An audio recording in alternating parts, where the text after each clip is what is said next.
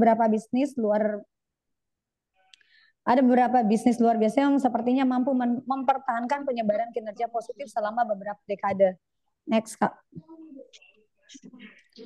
Nah, berikut adalah corporate value sama dengan present value of cash flow dengan planning horizon plus present value after planning horizon. Bahwa nilai perusahaan sama dengan nilai sekarang dari arus kas dalam horizon perencanaan merujuk pada nilai saat ini dari semua arus kas yang diharapkan terjadi dalam jangka waktu yang ditetapkan dalam perencanaan strategis perusahaan. Hal ini mencakup arus kas masuk dan arus kas keluar yang diharapkan selama periode waktu tersebut yang kemudian didiskontokan ke nilai saat ini menggunakan tingkat diskon yang sesuai. Disertakan dengan nilai sekarang dari arus kas setelah horizon perencanaan merujuk pada nilai saat ini dari semua arus kas yang diharapkan yang terjadi setelah berakhirnya periode yang ditetapkan dalam perencanaan strategis perusahaan. Ini mencakup arus kas yang masuk dan keluar yang diantisipasi oleh horizon perencanaan. Next, Kak Sisil, mungkin Kak Sisil, ada Karesa ya?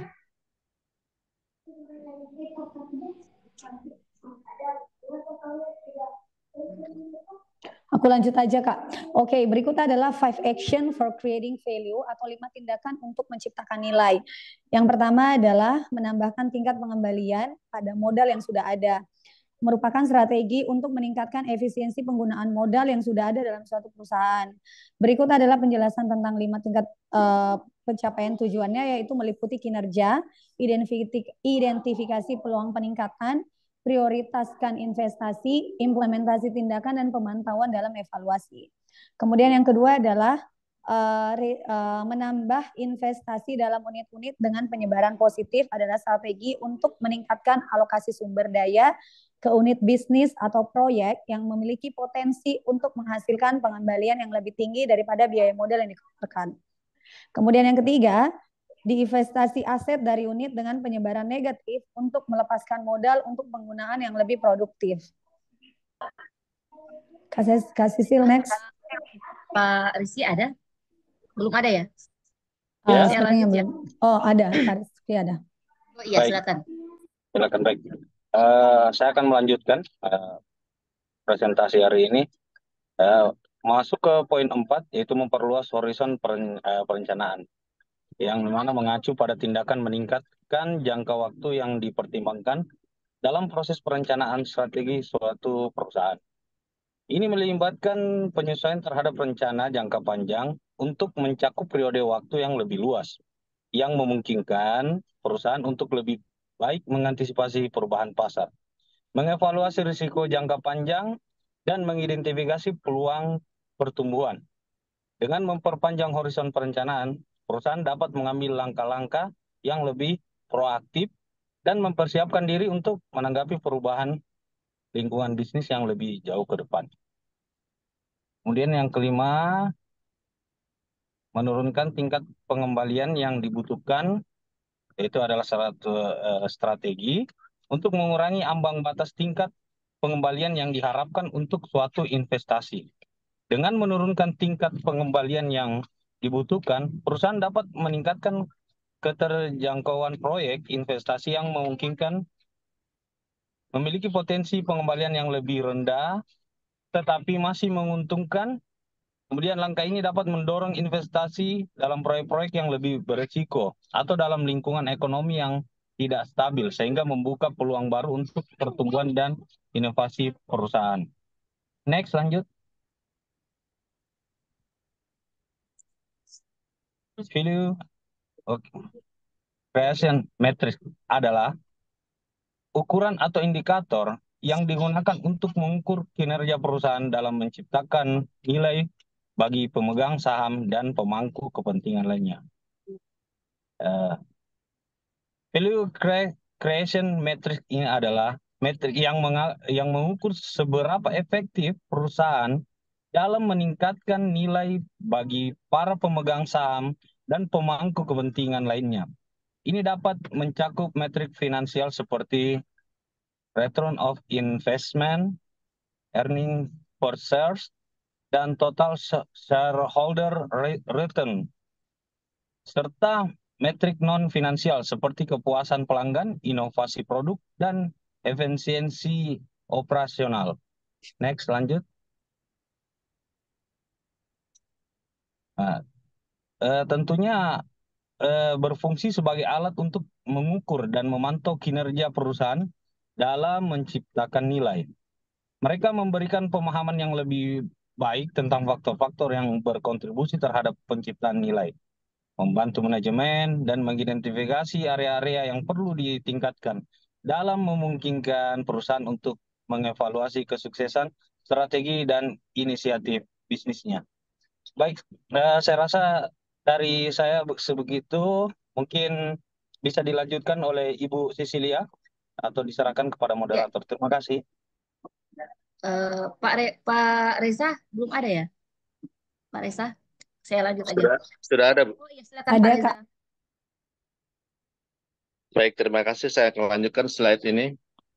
Tujuan penggunaan value creation metric adalah untuk membantu perusahaan memahami seberapa efektif mereka dalam menciptakan nilai bagi para pemegang saham dan pemangku kepentingan lainnya. Dengan menggunakan metrik ini, perusahaan dapat satu, mengukur kinerja mereka dalam menciptakan nilai finansial dan non-finansial. Dua, memonitor perkembangan kinerja dari waktu ke waktu. Yang ketiga, mengidentifikasi area-area yang perlu ditingkatkan untuk meningkatkan pencapaian nilai. Yang keempat, mengukur kesuksesan strategi dan inisiatif bisnis. Yang kelima, membuat keputusan yang lebih baik terkait alokasi sumber daya dan pengembangan strategi untuk memaksimalkan nilai perusahaan.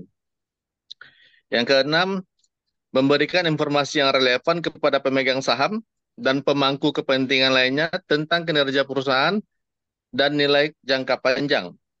Dengan demikian, tujuan utama dari penggunaan value creation metric adalah untuk membantu perusahaan mencapai pertumbuhan berkelanjutan dan keberhasilan jangka panjangnya. Next.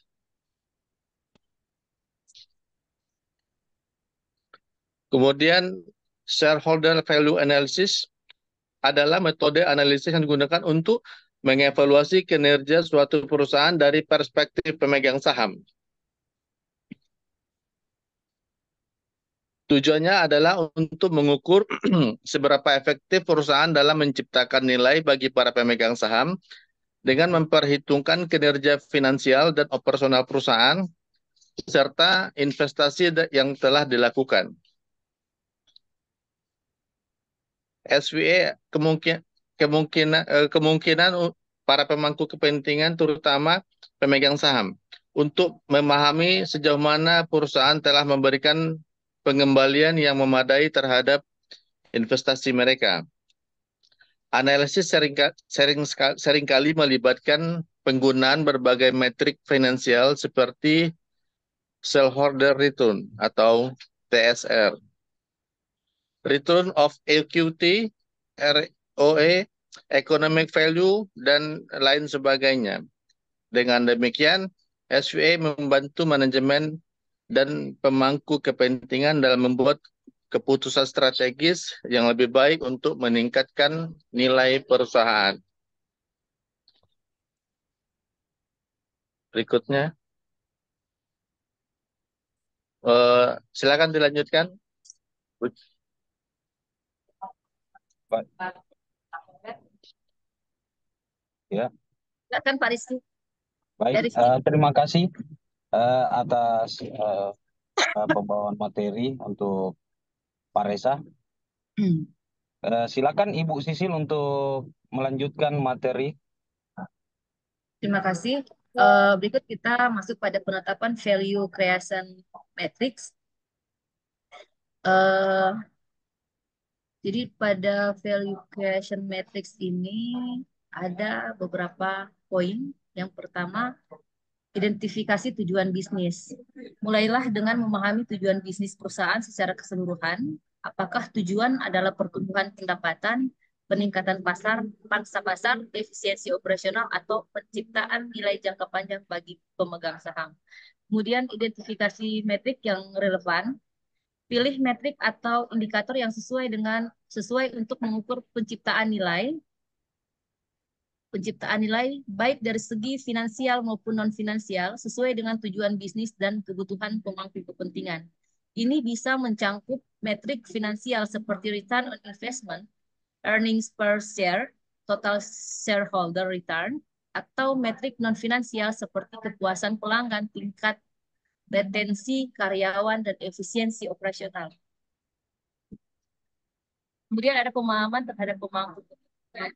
Identifikasi pemangku kepentingan utama perusahaan seperti pemegang saham, karyawan, pelanggan, dan mitra bisnis. Pahami apa yang penting bagi setiap pemangku kepentingan ini di dalam konteks penciptaan nilai. Yang terakhir, pengumpulan data. Kumpulkan data yang diperlukan untuk mengukur metrik yang telah dipilih.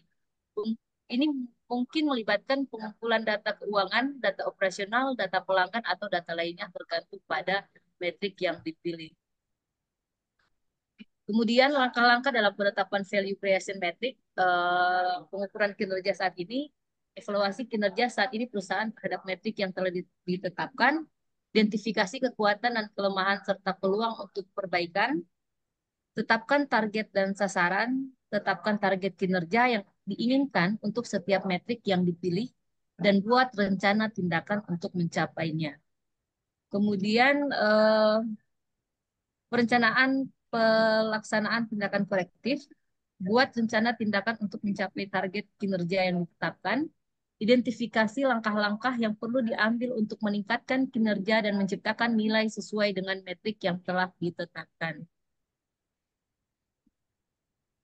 Langkah-langkah dalam penetapan value creation matrix. Yang pertama, pemantauan dan evaluasi. Terus pantau kinerja perusahaan menggunakan metrik yang telah ditetapkan dan evaluasi secara berkala untuk mengevaluasi kesuksesan strategi dan inisiatif bisnis. Kemudian komunikasi dan pelaporan. Komunikasikan hasil kinerja kepada semua pemangku kepentingan terkait. Berikan laporan secara teratur tentang pencapaian kinerja dan kemajuan dalam menciptakan nilai bagi perusahaan.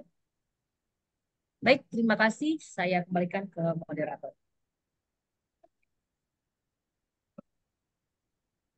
Moderator. Baik, terima kasih sudah dibawakan materinya. Mohon izin, Prof. Ya, Apakah kami lanjutkan untuk sesi pertanyaan atau mungkin ada mau disanggahkan? Mohon izin. ya nggak apa-apa, lanjut aja. Baik, terima kasih, Prof. Baik, teman-teman dari kelompok lain, silakan present atau Ya, yang mau bertanya, silakan. barangkali dari saya sedikit Baik, Ibu Asriani, pertanyaan. silakan Ibu Asriani. Ya, terima kasih Pak atas kesempatan yang sudah diberikan. Sekarang saya akan membahas yang di bab 14 ya tentang value based management atau pengelolaan berbasis nilai. Kita ketahui bahwa pengelolaan berbasis nilai ini adalah pendekatan manajemen yang berfokus pada penciptaan nilai jangka panjang bagi pemegang saham perusahaan. Jadi dalam konteks ini menjelaskan dampak pengelolaan berbasis nilai yang melibatkan tentang sejauh mana pendekatan ini mempengaruhi kinerja atau strategi perusahaan dan serta bagaimana dampaknya itu terhadap nilai perusahaan dan pemangku kepentingan lainnya. Jadi yang ingin saya tanyakan di sini adalah saya ingin minta penjelasan tentang sejauh mana sebenarnya dampak pengelolaan berbasis nilai ini. Mungkin ada poin-poin penting yang bisa dijelaskan dalam dampak pengelolaan berbasis bisnis ini. Mungkin itu pertanyaan saya. Baik, Ibu Asriani, terima kasih. Jadi Ibu Asriani meminta untuk penjelasan terkait sejauh mana dampak mengenai pengelolaan berbasis bisnis. Ya, terima kasih Ibu. Mungkin ada dari teman-teman yang lain yang ingin bertanya, silakan.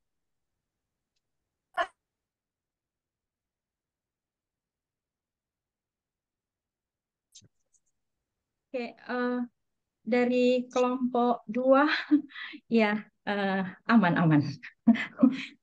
Karena mewakili saja. Terima kasih untuk presentasi dari kelompok 1 yang luar biasa memberikan wawasan kepada kami juga. Pada dasarnya, teman-teman, saya berpikir bahwa manajemen berbasis nilai itu ada kaitannya dengan menciptakan nilai ya. Matriks untuk menciptakan nilai dipilih kemudian menjadi salah satu alternatif sebagai alat analisis untuk melihat nilai dari sebuah perusahaan tersebut. Nah, tadi sudah dijelaskan memang ada beberapa alat analisis, IPS, ROI, EVA, TSR, dan seterusnya seperti itu. Menarik bagi saya adalah bahwa kelompok 1 itu memilih matrix creation value, terbalik ya, value creation matrix ya, begitu, untuk menjadi salah satu bagian fokus dari alat analisis ini. Mungkin karena itu recommended dari pengampu mata kuliah. Saya pikir itu oke-oke saja.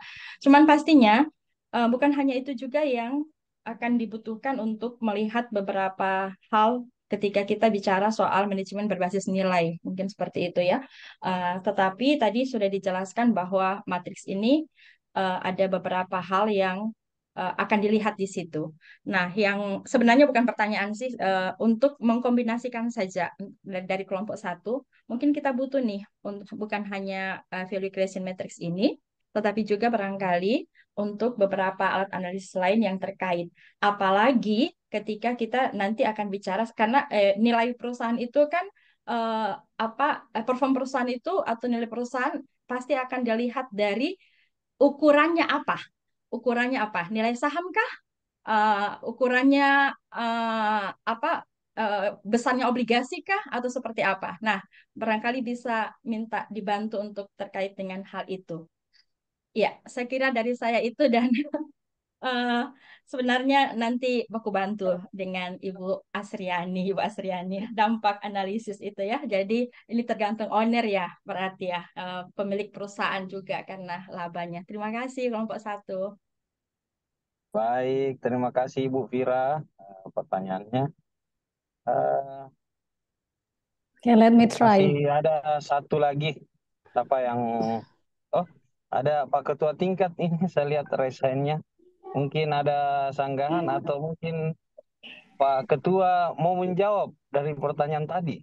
Mungkin. Terima kasih kepada kelompok 1 yang diwakili oleh bidang Ibu Restyani. Mengizin Prof, bahwasanya saya akan sedikit membantu di kelompok 1 ini tentang pertanyaannya Ibu Asriani.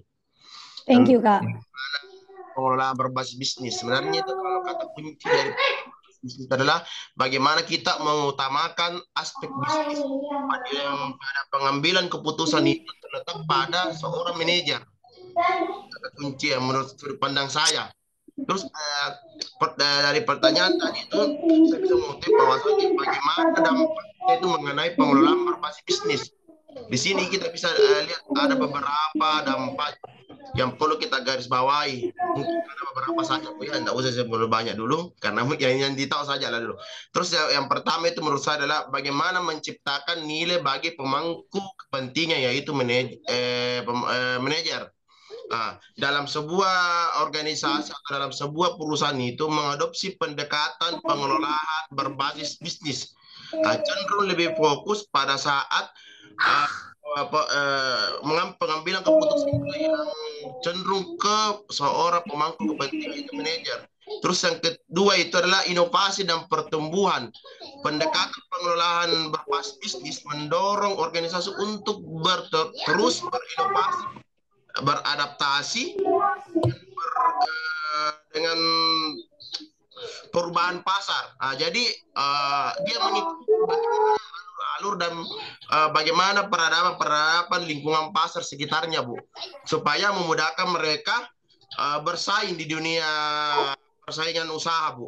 Terus yang ketiga, bagaimana itu pengambilan keputusan berbasis data. Bagaimana orang pemangku kepentingan dapat mengambil keputusan melalui data-data yang mereka temukan atau yang telah dia riset di lapangan, Bu. Dalam fokus pada aspek bisnis, data bisa mendorong didasari pada data yang analisis ataukah pada data yang telah mereka riset di lapangan, Bu. Ini membuat perusahaan untuk membuat keputusan yang jauh lebih tepat waktu dan betul-betul akurat, Bu. Dan yang terakhir, tanggung jawab sosial dan di lingkungan sekitar. Meskipun pengelolaan berbasis data cenderung walaupun pengelolaan berbasis bisnis menempatkan keuntungan sebagai proses utama, dampak juga dapat mencangkup tanggung jawab sosial dan lingkungan. Sebuah manajemen yang baik dalam pengelolaan bisnis cenderung lebih sadar akan dampak terhadap masyarakat dan lingkungan sekitar sehingga dapat mengadopsi etika bisnis yang bertanggung jawab secara sosial dan lingkungan. Itu pandangan menurut saya dari kelompok 2. Terima kasih atas yang diberi kesempatan Mungkin pemaparan saya. Reskiani yang Amut dulu, Amut. Baik. Terima kasih Pak Ketua tingkat sudah memberikan jawaban terkait pertanyaan dari Ibu Asriani. Setelah ini saya bisa tanyakan Mungkin mau tambahan Kak sedikit. Oh, oke. Ada tambahan dari Ibu Rizky. Silakan Ibu Rizky. Oke, terima kasih terkait pertanyaan dari Ibu Asriani. Sebelumnya terima kasih Pak Ketua sudah bantu jawab. Tadi kan pertanyaannya adalah sebenarnya dengan pada saat pengaplikasian value based management itu dampak dari perusahaan itu sendiri sebenarnya apa? Nah, kalau dari yang saya amati itu sebenarnya ada beberapa Kak. Salah satunya adalah memang akan adanya penciptaan nilai jangka panjang. Jadi pemegang saham itu akan tahu sejauh mana dan nilai itu seperti apa nantinya dan dalam jangka waktu seperti apa. Nah, kemudian juga akan melibatkan peran penting karyawan ya Kak, dari pengambilan keputusan, dari bagaimana mereka bisa merencanakan strategi pemasaran dan kemudian dan juga mungkin dalam pengelolaan proses keuangannya atau cash flow-nya. Dan yang ketiga juga dapat orientasinya lebih kepada efisiensi dan produktivitasnya lebih terukur. Jadi value based management ini memang sangat membantu perusahaan untuk bisa mendapatkan nilai yang mereka inginkan. Seperti itu Kak. Terima kasih. Terima kasih Ibu Rizky juga Pak Ketua atas jawabannya. Baik, dikembalikan lagi kepada Ibu Asriani. Bagaimana Ibu Asriani atas jawaban kedua teman tadi? Mungkin ada sanggahan atau tambahan lagi. Silakan.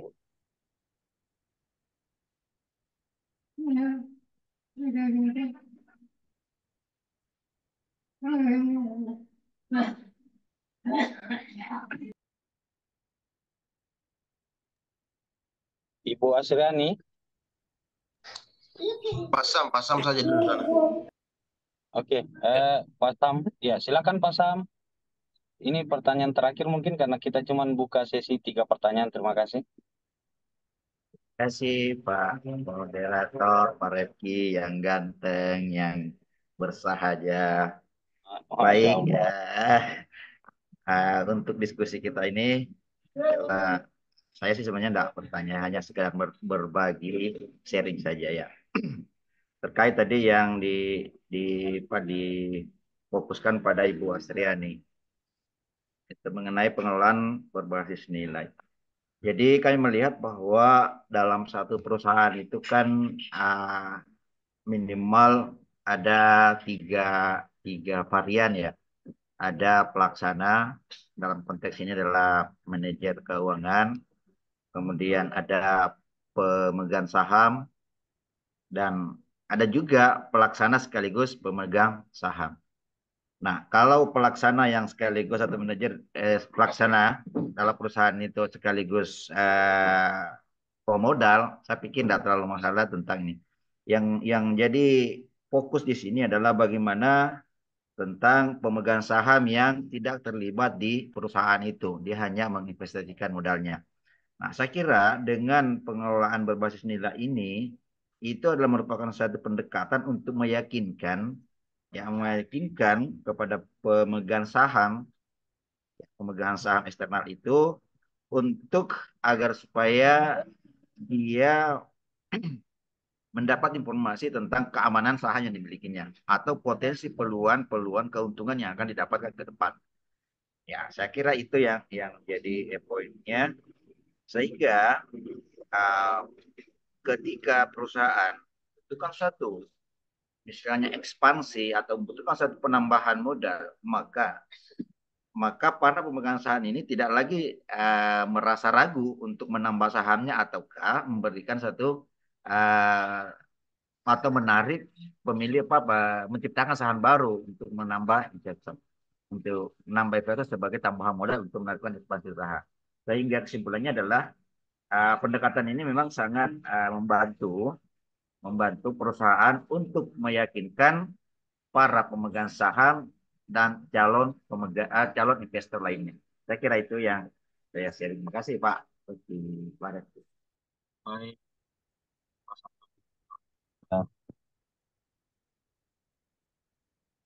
Ya.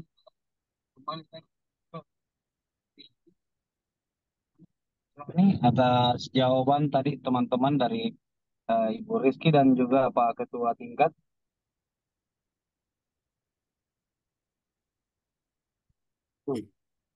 Ya Pak, terima kasih atas beberapa masukan tadi tentang tentang sejauh mana sebenarnya dampak pengelolaan berbasis nilai ini terhadap nilai perusahaan. Jadi saya mengambil kesimpulannya bahwa value based management ini adalah memang suatu pendekatan strategi yang bertujuan untuk meningkatkan nilai perusahaan dengan fokus pada penciptaan nilai bagi pemegang saham. Jadi sebenarnya dampak dari pengelolaan berbasis nilai ini, kalau kita mau melihat dari beberapa sudut pandang, yang pertama adalah sudut pandang orientasi pada pemegang saham itu sendiri, itu adalah jadi perannya itu value based management itu menekankan kepada penilaian kinerja dan pengambilan keputusan berdasarkan penciptaan bagi pemegang saham. Jadi perusahaan yang menerapkan value based management itu akan mengukur kinerja dan kesuksesannya dengan mempertimbangkan pertumbuhan laba yang mungkin melebihi biaya modal. Jadi mungkin ada tadi beberapa jawaban-jawaban dari teman-teman itu saya sudah sepakat. Jadi kita juga bisa melihat dari sudut pandang pengambilan keputusan berbasis nilai, bisa juga kita melihat termasuk perubahan budaya organisasi, pengukuran kinerja karyawan, juga transparansi dan akuntabilitasnya ya. Jadi itu semua akan berujung pada strategi juga ya termasuk strategi dan inovasinya. Jadi ini akan terjadi untuk melihat peningkatan keberlanjutannya. Jadi dengan menggabungkan semua beberapa aspek dari sudut pandang tersebut, maka pengelolaan berbasis nilai itu dapat memberikan dampak yang signifikan dalam meningkatkan kinerja perusahaan, juga bisa meningkatkan bagaimana daya saing dan keberlanjutan perusahaan tersebut dengan jangka panjang. Itu barangkali yang saya bisa tangkap dari beberapa masukan dari teman-teman. Ya, barangkali begitu Pak Rifki.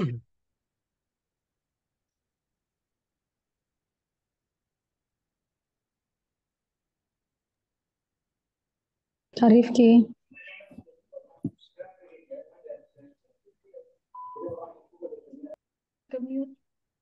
Oke ya, bentar ya sebelum lanjut ke sesi berikutnya, ya, saya kira tadi dari berbagai tanggapan, berbagai pendapat, berbagai sharing tadi itu ya menunjukkan bahwa memang satu model ya pemahaman mengenai bahwa manajemen itu harus berbasis nilai. Jadi pada dasarnya pengelolaan perusahaan oleh manajer atau oleh manajemen itu ya tentu kan memang penciptaan nilai ya yang ini kan. Hanya saja memang ini sedikit berbeda dengan misalnya kalau kita katakan, oh kalau begitu yang penting berlaba. Nah ini kan yang ininya, filosofinya kan di situ ya. Artinya nilai yang ada di sini belum tentu sama dengan laba akuntansi. Meski misalnya kalau kita mengukur nilai itu, eh, tentu ada dua ya. Kalau dari internal itu adalah laba perusahaan, yang laba akuntansi. Kalau eksternal itu harga saham. Nah, itulah artinya eh,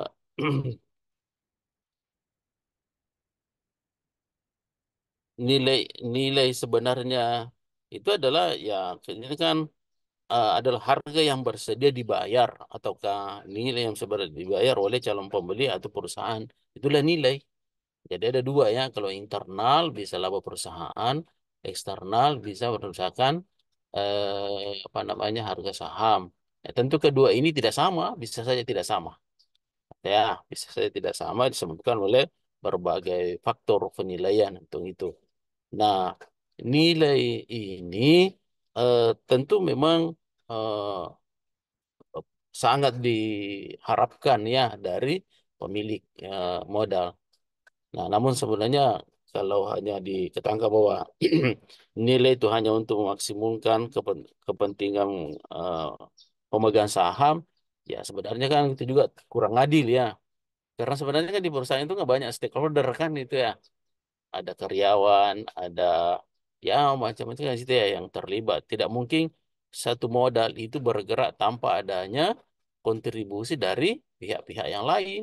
Nah, berarti kan ya sebenarnya memang nilai di situ ya harusnya memang untuk semuanya.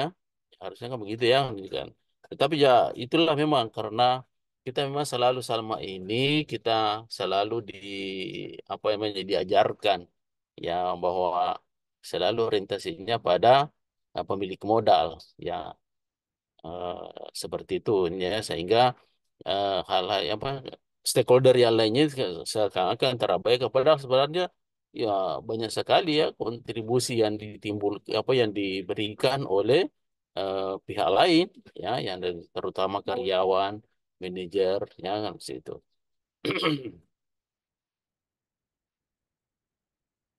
Perlu juga ini ya sebagai tambahan saja ya bahwa nilai di situ sebetulnya kalau kita bandingkan ya antara laba akuntansi dengan laba ekonomi. Nah, mungkin nilai yang dimaksud situ adalah laba ekonomi yang lebih relevan di situ ya. Karena kalau laba akuntansi itu kan banyak asumsi-asumsinya. Ya, banyak hal yang tidak diperhitungkan dalam menghitung laba ya di situ. Seperti nilai uang, ya tentu kan beda sekarang dengan yang akan datang.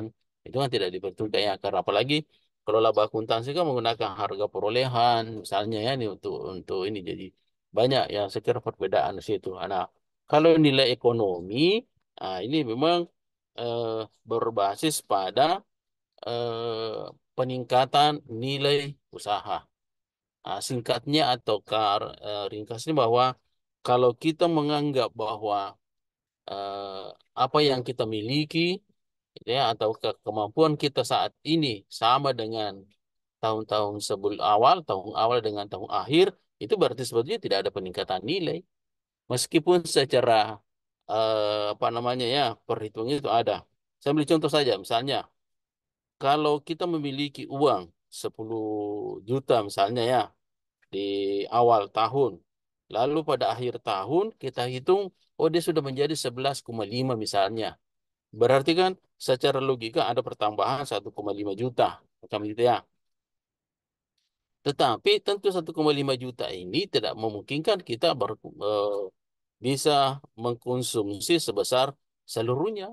Ya kan 11,5 ini bisa jadi barang yang kita bisa beli itu tidak sebesar itu yang ininya.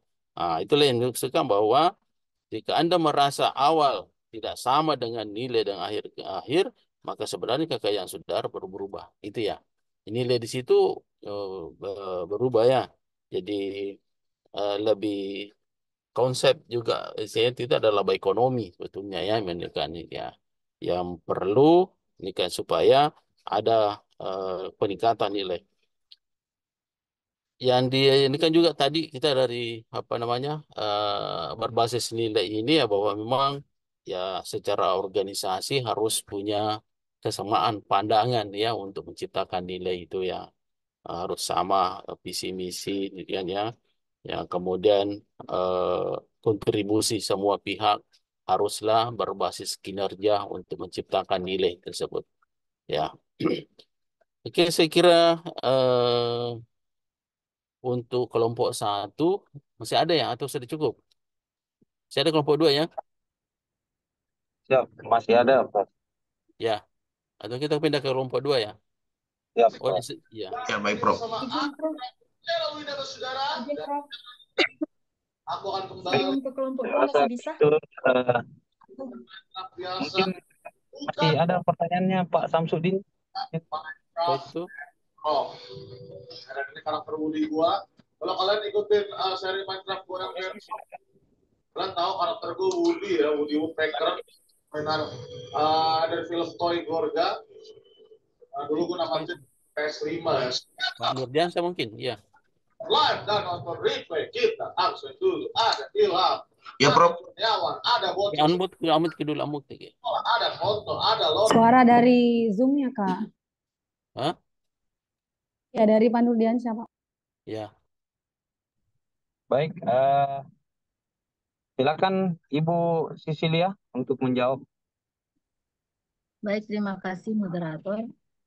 Saya akan menjawab pertanyaan dari Ibu Vira, yaitu analisis apa saja yang dapat digunakan untuk meningkatkan nilai perusahaan. Jadi analisis yang bisa digunakan untuk dapat meningkatkan nilai perusahaan itu menurut kami ada beberapa. Yang pertama itu bisa menggunakan analisis SWOT, kemudian analisis Porter's Five Force, kemudian analisis value chain dan analisis PESTEL. Nah, dalam menggunakan analisis SWOT ini, jadi SWOT itu merupakan singkatan dari strength, weakness, opportunities, dan threat. Nah, analisis ini tuh membantu mengidentifikasi kekuatan dan kelemahan internal perusahaan serta peluang dan ancaman eksternal. Dengan memahami faktor ini, perusahaan dapat membangun strategi yang memanfaatkan kekuatan mereka sambil mengatasi kelemahan dan menghadapi tantangan. Kemudian analisis Porter Five Force, model ini tuh membantu menganalisis struktur industri dan mengidentifikasi kekuatan persaingan di pasar, kekuatan tawar-menawar pembeli dan pemasok, serta ancaman produk pengganti dan ancaman masuknya pesaing baru. Dengan memahami dinamika ini, perusahaan dapat mengembangkan strategi yang lebih efektif untuk mempertahankan atau meningkatkan posisi mereka di pasar. Kemudian ada analisis value chain, yang merupakan analisis rantai nilai, membantu mengidentifikasi kegiatan-kegiatan dalam proses bisnis perusahaan yang menciptakan nilai tambah. Dengan memahami bagaimana nilai diciptakan dan didistribusikan di dalam perusahaan, manajemen dapat mengidentifikasi area-area di mana mereka dapat meningkatkan efisiensi, mengurangi biaya, atau meningkatkan diferensiasi produk. Kemudian yang terakhir ada analisis PESTEL. Dengan menggunakan analisis PESTEL ini, membantu mengidentifikasi faktor-faktor eksternal yang dapat mempengaruhi operasi dan strategi bisnis perusahaan. Dengan memahami dampak potensial dari faktor-faktor ini, perusahaan dapat merancang strategi yang lebih adaptif dan responsif terhadap lingkungan. Mungkin itu dari saya. Ada tambahan dari teman-teman lain, silakan. Baik, terima kasih jawabannya Ibu Sisilia. Dikembalikan ke Ibu Vira sebelum kami tutup. Bagaimana Ibu Vira atas Ya, jawabannya oke, teman kami? Ya, baik. Terima kasih. Tadi sudah banyak juga ditambahkan sebelumnya oleh Prof. Saya cuma mungkin melihat satu sisi saja, yaitu analisis risiko.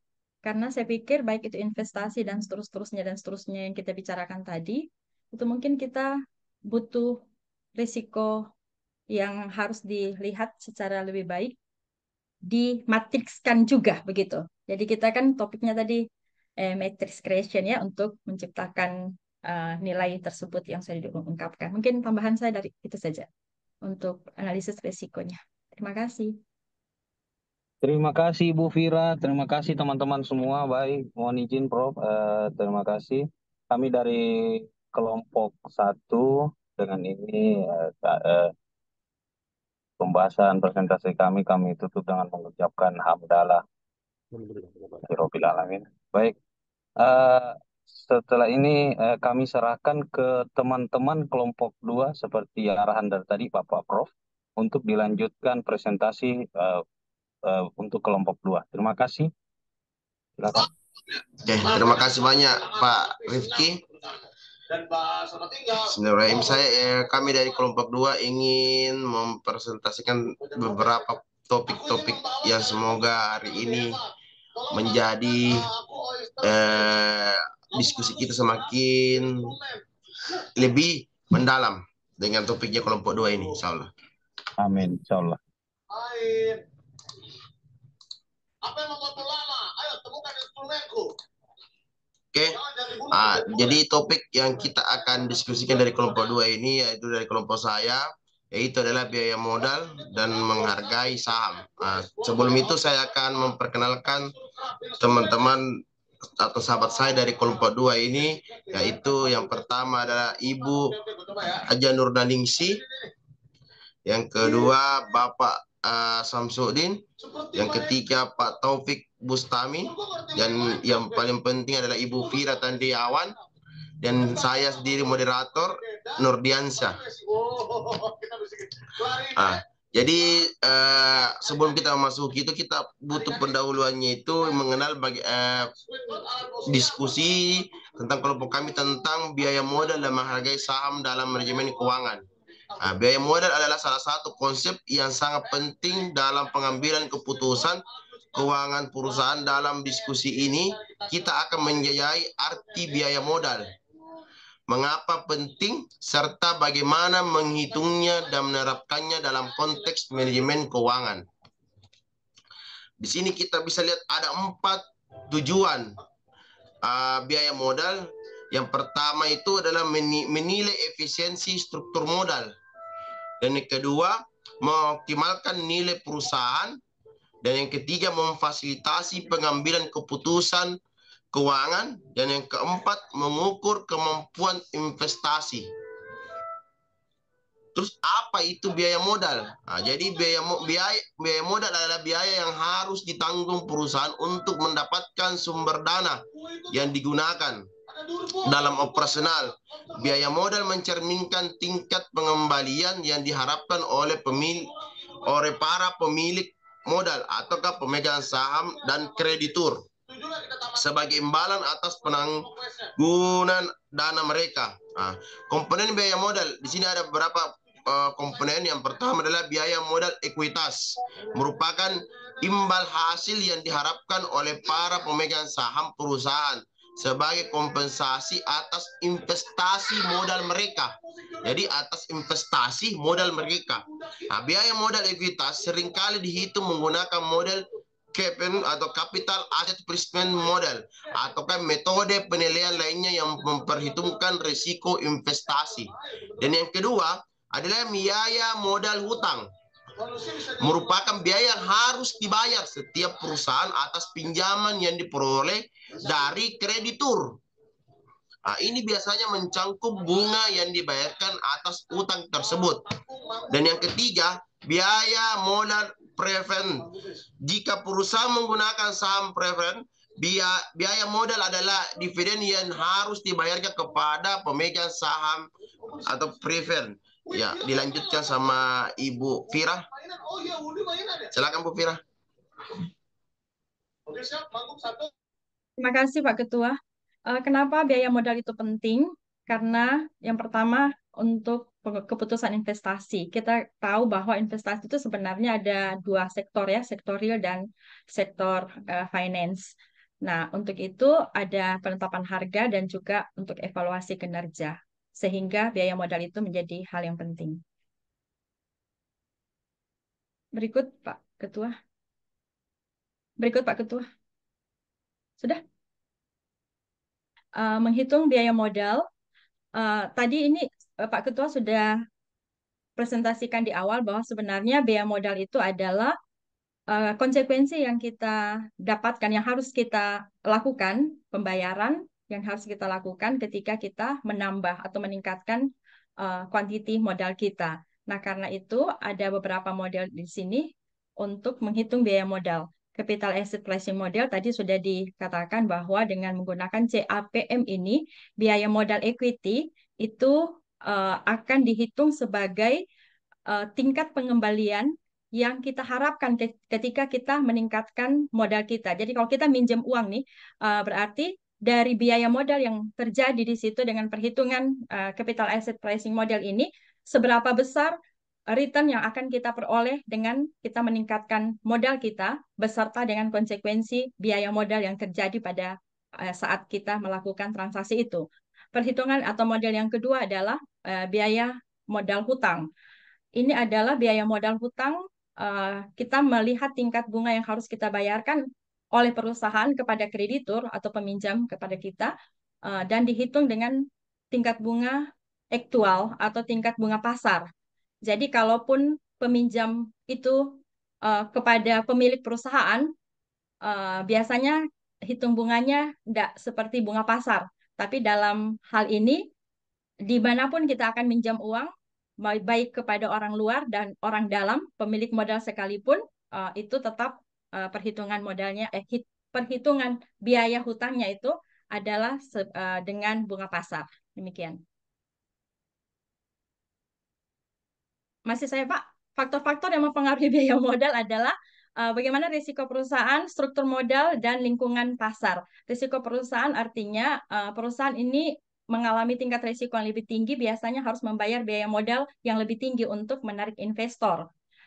Supaya investor tahu kekuatan neraca yang di sebelah kanannya itu. Nah, ada risiko operasional, keuangan, dan seterusnya yang dapat diperhitungkan dan dianalisis oleh perusahaan. Struktur modal ini pada dasarnya adalah pembanding antara modal kita dan utang kita. Jadi ketika utang kita lebih besar, maka struktur modalnya itu jelek berarti. Tetapi kalau idealnya itu adalah seimbang untuk meyakinkan pihak eksternal bahwa kita qualified, tetapi juga kita betul-betul qualified dan punya kekuatan untuk membayar hutang-hutang kita. Jadi keseimbangan antara pinjaman dan modal sendiri. Lingkungan pasar maksudnya kondisi pasar keuangan termasuk tingkat suku bunga dan risiko pasar dapat mempengaruhi biaya modal. Ketika kita minjam uang tingkat bunganya tinggi, berarti konsekuensi dari risiko biaya bunganya pun akan berdampak ke situ. Lanjut Pak Ketua. Masih saya bilang-bilang kalau sesuatu tidak. Sama Pak Sam. Oh ya. Silakan Pak Sam. Kamu sepertinya pro. Oke, baiklah. Ini harus kamu lakukan. Kalau kamu menyelesaikan building 5 support, maka aku boleh memperbolehkanmu masuk. Pak Sam. Ya.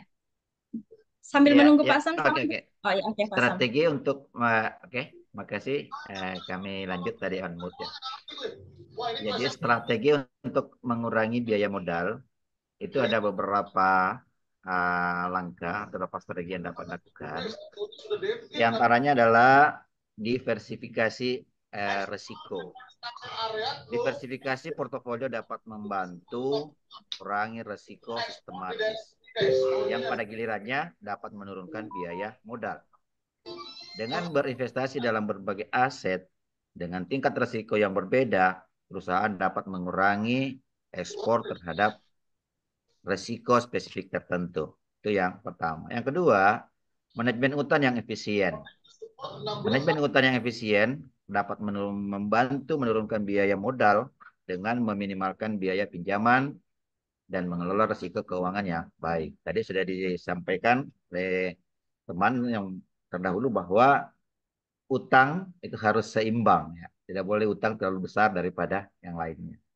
Kemudian kita harus menjaga dalam manajemen utang, kita menjaga perbandingan hutang yang dalam ekuitas yang sehat, juga penting untuk menjaga biaya modal tetap yang terendah. Kemudian yang ketiga, peningkatan struktur modal. Nah, peningkatan struktur modal merupakan peningkatan proporsi hutang dalam struktur modal hingga tingkat yang aman dan yang dapat dikelola. Dapat membantu menurunkan biaya modal secara keseluruhan. Namun, perusahaan harus memperhatikan risiko terkait dengan leverage-nya dan dapat lanjut. Ya, kemudian kita masuk pada menilai saham ya, menghargai saham. Jadi, apa sih value in share itu? Ya, definisi menilai saham adalah menghargai saham. Menilai saham adalah proses menentukan nilai intrinsik dari saham suatu perusahaan. Nilai ini mencerminkan perkiraan nilai sebenarnya dari saham tersebut yang dapat berbeda dari harga pasar saat ini. Penilaian saham dilakukan menggunakan berbagai metode dan model yang mempertimbangkan kinerja keuangan perusahaan. Ada prospek perusahaan, kemampuan pertumbuhan, kemudian risiko pasar, dan faktor-faktor lainnya. Lalu, pentingnya menghargai saham dalam konteks manajemen keuangan adalah salah satu aspek kunci dalam manajemen keuangan ya perusahaan. Hal ini penting karena beberapa hal, yaitu memungkinkan perusahaan untuk membuat keputusan investasi yang cerdas dengan menilai nilai intrinsik saham. Perusahaan dapat menentukan proyek-proyek investasi yang menguntungkan yang akan meningkatkan nilai perusahaan. Kemudian yang lain adalah membantu dalam penetapan harga yang tepat. Penilaian saham memungkinkan perusahaan untuk menentukan harga yang wajar untuk sahamnya, yang mempengaruhi keputusan investor dalam keseimbangan keuangan perusahaan. Next. Kemudian ada beberapa metode penilaian saham. Caranya adalah dividend discount model. Prinsip dasarnya adalah mengasumsikan bahwa nilai saham adalah nilai sekarang dari semua dividen yang akan dibayarkan oleh perusahaan di masa depan. Model ini menghitung nilai saham dengan mendiskonto semua dividen yang diharapkan dengan tingkat diskonto yang sesuai. Kemudian terkait dengan pendekatan DDM, yaitu adalah variasi DDM dalam beberapa variasi termasuk model Gordon yang mengasumsikan bahwa dividen konstan dan model H-model yang menggabungkan pertumbuhan dividen secara bertahap. Kemudian ada beberapa kelebihan dan keterbatasan di model ini adalah kelebihannya termasuk kesederhanaan konsep dan menggunakan dividen aktual. Namun keterbatasannya adalah asumsi perusahaan membayar dividen dan bahwa tingkat pertumbuhan dividen bersifat konstan.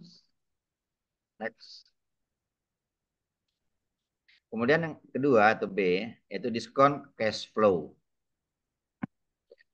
Konsep dasar DCF memperhitungkan nilai sekarang dari semua arus kas bebas masa depan yang dihasilkan oleh investasi. Ini termasuk arus kas operasi, investasi, dan pembiayaan. Kemudian ada dua metode umum DCF, yaitu free cash flow to equity dan free cash flow to firm. Ya, itu keduanya adalah mengukur arus kas yang tersedia untuk pemegang saham biasa. Sedangkan FCFF mengukur arus kas yang tersedia untuk semua pemegang klaim terhadap perusahaan. Di semua pemegang klaim. Kemudian penggunaan DCF dalam menilai saham ya, sering digunakan untuk menilai nilai intrinsik saham karena memperhitungkan arus kas bebas masa depan. Next. Oke, makasih Pak. Iya. Dilanjutkan dengan Ibu Haja Nurnaningsi. Silakan Bu Haji. Ini ada gue siswa nih. Oh, ada gue siswa ya dong. Terima kasih. Assalamualaikum warahmatullahi wabarakatuh. Yaitu bagian C ada price earnings ratio, di mana pengertiannya adalah rasio harga pasar per saham terhadap laba per saham ini adalah salah satu metode penilaian saham yang paling umum digunakan oleh investor. Jadi harga setiap saham itu kadang diperhitungkan dari nilai laba yang diperoleh sehingga ditetapkanlah nilai laba per saham. Selanjutnya adalah interpretasi rasio di mana mengindikasikan berapa kali laba per saham dibandingkan dengan harga saham. Semakin tinggi rasio, semakin tinggi ekspektasi investor terhadap pertumbuhan laba di masa depan. Jadi suatu perusahaan apabila nilai sahamnya selalu mengalami nilai laba atau keuntungan selalu tinggi, maka pertumbuhannya ke depan itu makin positif. Selanjutnya adalah faktor yang mempengaruhi rasio, yaitu seperti kinerja perusahaan, prospek pertumbuhan, dan tingkat suku bunga. Jadi dari perusahaan, sebuah perusahaan akan mengalami proses pertumbuhan apabila didukung oleh faktor-faktor ini. Di antaranya adalah kinerja perusahaan. Lanjut, Pak. Kemudian bagian D adalah cooperative value, yang mana adalah metode perbandingan. Penggunaan metode perbandingan ini melibatkan membandingkan beberapa rasio value atas harga saham perusahaan dengan perusahaan sejenis dalam industri yang sama. Saya kira ini sangat memberikan penjelasan kepada kita bahwa suatu perusahaan yang sejenis apabila nilai saham, laba dari saham itu berbeda, pasti akan para investor akan melirik kepada perusahaan tersebut. Makin tinggi laba dari sebuah saham, maka makin memungkinkan banyak peminatnya. Walaupun nanti ada juga perusahaan dengan pemikiran yang berbeda. Kelebihan dan keterbatasan, kelebihannya adalah kesederhanaan dan ketersediaan data. Namun keterbatasannya adalah sulit menemukan perusahaan yang benar-benar sebanding dan asumsi bahwa perusahaan-perusahaan tersebut dinilai dengan benar. Jadi maksudnya untuk mendapatkan jenis-jenis perusahaan yang sama betul susah untuk ditetapkan. Selanjutnya, Pak.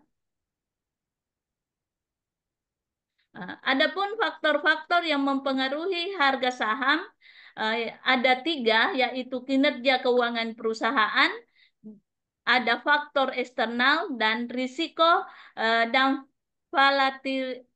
volatilitas pasar. Yang pertama adalah kinerja keuangan perusahaan. Kinerja keuangan perusahaan seperti pertumbuhan pendapatan laba bersih dan margin keuntungan mempengaruhi persepsi investor. Seperti yang kami kemukakan tadi di depan, bahwa makin tinggi laba sebuah perusahaan akan memberikan nilai pada saham itu menjadi tinggi. Maka tren positifnya di pasar bagi investor itu akan menguat. Selanjutnya adalah faktor eksternal.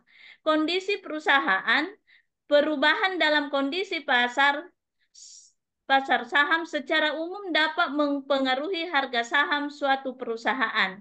Kemudian selanjutnya risiko dan volatilitas pasar.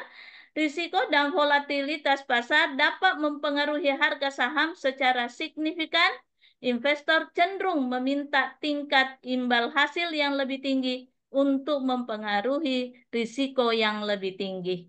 Sekira ini jelas, siapapun investornya pasti selalu kita mengharapkan laba dari saham yang kita tanam selalu meningkat dan tinggi untuk mengantisipasi ke depannya jangan sampai nilai saham itu akan turun atau anjlok.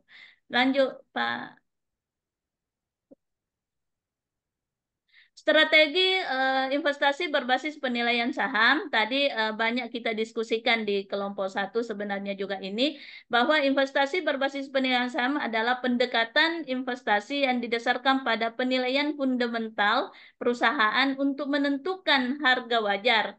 Strategi ini menekankan pentingnya memahami nilai intrinsik, yang mana kita pahami bahwa nilai intrinsik itu sendiri adalah di mana mempertimbangkan kondisi keuangan perusahaan, manajemen perusahaan, prospek pertumbuhan, posisi kompetitifnya, risiko, dan rasio keuangan.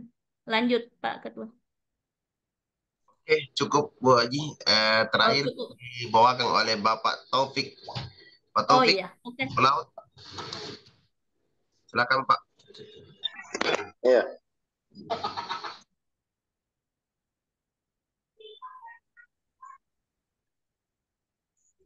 Strategi investasi berbasis penilaian saham.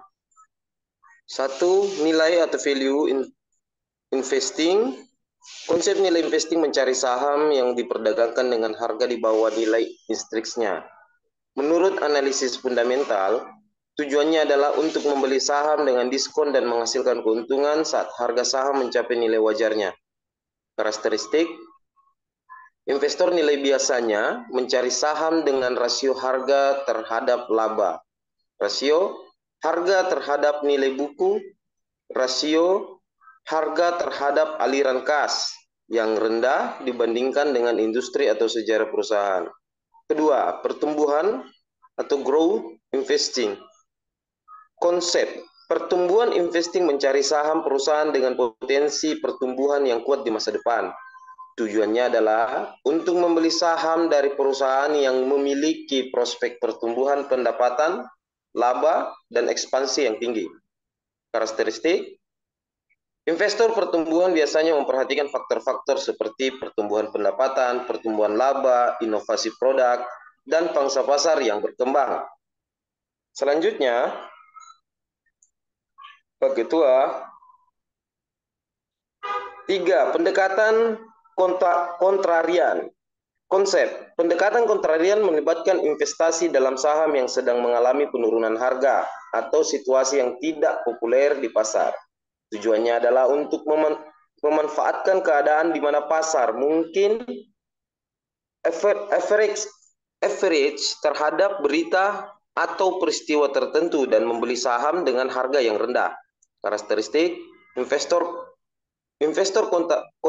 kontrarian mencari saham yang diperdagangkan di bawah nilai intrinsiknya atau mengalami penurunan harga yang signifikan tetapi masih memiliki fundamental yang kuat. Keempat, pendekatan momentum. Konsep pendekatan momentum melibatkan investasi dalam saham yang sedang menunjukkan tren kenaikan harga yang kuat. Tujuannya adalah untuk memanfaatkan momentum pasar yang kuat untuk mendapatkan keuntungan yang cepat. Karakteristik, investor momentum mencari saham yang memiliki kinerja harga yang kuat dalam jangka waktu tertentu dengan harapan bahwa tren tersebut akan berlanjut di masa depan. Selanjutnya, Pak Ketua, kesimpulan. Kesimpulan 1, pemahaman yang mendalam tentang penilaian saham penting dalam mengambil keputusan investasi. Diskusi telah menyoroti pentingnya memiliki pemahaman yang dalam tentang berbagai metode penilaian saham, faktor-faktor mempengaruhi saham, dan strategi investasi berbasis penilaian saham. Dengan memahami nilai intrinsik saham dan mampu mengevaluasi faktor-faktor eksternal yang mempengaruhi harga saham, investor dapat membuat keputusan investasi yang lebih cerdas dan mengoptimalkan kinerja portofolio investasinya. Kesimpulan kedua, peran manajemen keuangan dan membimbing strategi investasi. Diskusi ini juga menekankan peran penting manajemen keuangan dan di dalam membimbing strategi investasi perusahaan dengan menggunakan penilaian saham yang cermat. Manajemen keuangan dapat mengarahkan perusahaan untuk mengalokasikan modal secara efisien, memiliki proyek investasi yang tepat, dan merencanakan struktur modal yang optimal. Dengan demikian, penilaian saham tidak hanya merupakan alat untuk investor individual, tapi juga merupakan instrumen penting dalam pengambilan keputusan keuangan perusahaan secara keseluruhan. Oke. Demikianlah. Oke, terima kasih kepada Pak Topik dan teman-teman yang sebelumnya telah membantu saya mempresentasikan hasil diskusi kita. Kita lanjut pada sesi selanjutnya, di mana sesi ini yang mungkin beberapa teman tunggu-tunggu. Untuk itu mempersingkat waktu, untuk sini saya akan mempersilahkan dua pertanyaan dari dua kelompok berbeda. Jadi saya persilakan dulu kepada Pak Rahmat Soleh Hamid, perwakilan dari kelompok. Saya Tunggu Pak Ji. kelompok satu. Sabar. Sebentar saya persilakan Ji. Oke. Jadi persilakan dulu untuk kelompok 3 untuk memberikan pertanyaan kepada Ibu Pira terkait hasil materi kita. Terima kasih. Silakan Pak Rahmat. No bullying ya. Oke, baik Pak Ketua dan kelompok penyaji. Assalamualaikum warahmatullahi wabarakatuh. Waalaikumsalam warahmatullahi wabarakatuh. Terima kasih ya atas kesempatan yang diberikan kepada saya. Menarik tadi ada dua tema yang disampaikan pada kesempatan siang hari ini. Ada biaya modal dan menghargai saham. Mungkin saya ke tema yang pertama yaitu biaya modal ya. Yang saya mungkin pahami sedikit ya tentang dalam konteks manajemen keuangan, mungkin biaya modal itu merupakan sebuah elemen penting karena dapat digunakan sebagai dasar untuk menilai proyek investasi baru, menentukan struktur modal yang optimal ya, dan mengevaluasi kinerja perusahaan secara keseluruhan. Mungkin yang saya pahami seperti itu. Tapi di sini mungkin saya butuh kira-kira seperti apa atau bagaimana perubahan dalam biaya modal perusahaan ya itu dapat mempengaruhi keputusan manajemen. Jadi seperti itu. Jadi kira-kira bagaimana perubahan dalam biaya modal perusahaan itu dapat mempengaruhi keputusan manajemen ya. Uh,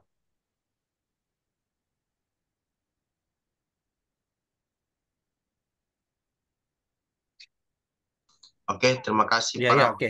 Oke, Pak Ketua ya. Ya, terima Jadi, kasih, terima kasih.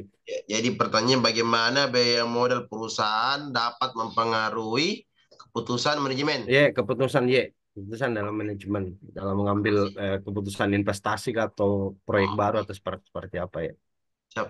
Oke, selanjutnya Pak Haji Alimuddin, silakan seputar pertanyaan Pak atau sanggahan. Baik, terima kasih moderator kelompok 2. Saya hanya mau sharing. Mungkin saya sedikit kemukakan studi kasus, artinya studi kasus yang terjadi.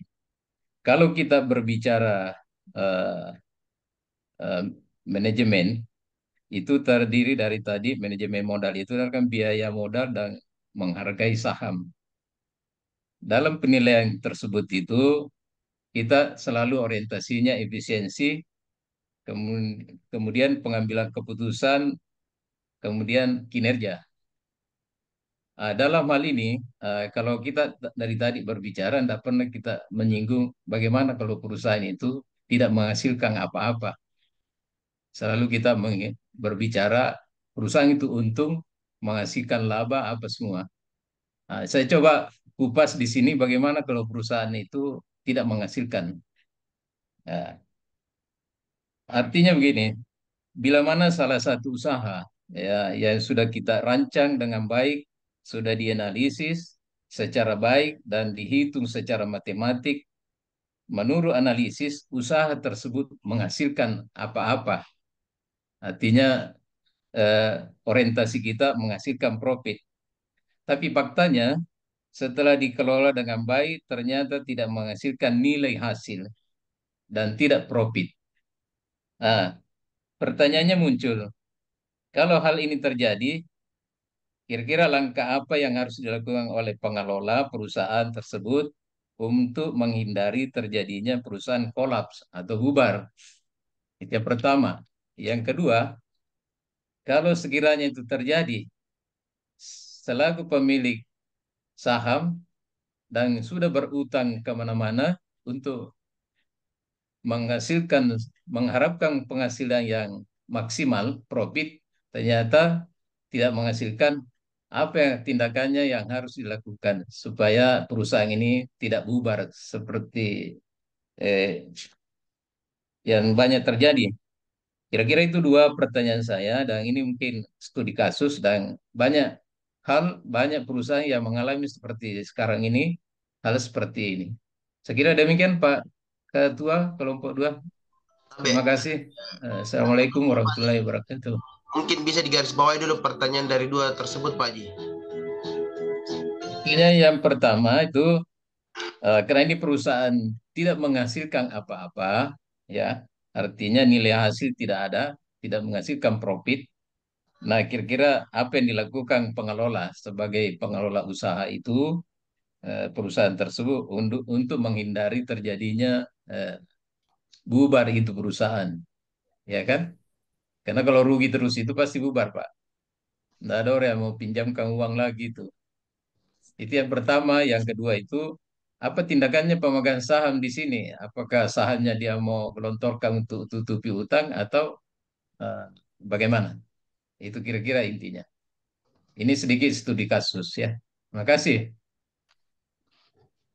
Oke, terima kasih banyak Pak Haji atas studi kasus yang diberikan kepada kelompok kami, dan beberapa pertanyaan sangat menarik menurut saya yang perlu kita selesaikan hari ini. Oke, untuk itu saya persilakan kepada teman-teman di kelompok 2, semisalnya ada yang ingin menanggapi dari pertanyaan-pertanyaan atau tanggapan teman-teman dari kelompok 1 dan kelompok 3. Silakan. Bu Tira. Iya, Pak Ketua. Ya, mungkin sedikit dari saya, mungkin ada beberapa teman akan tambahkan lebih jelasnya lagi.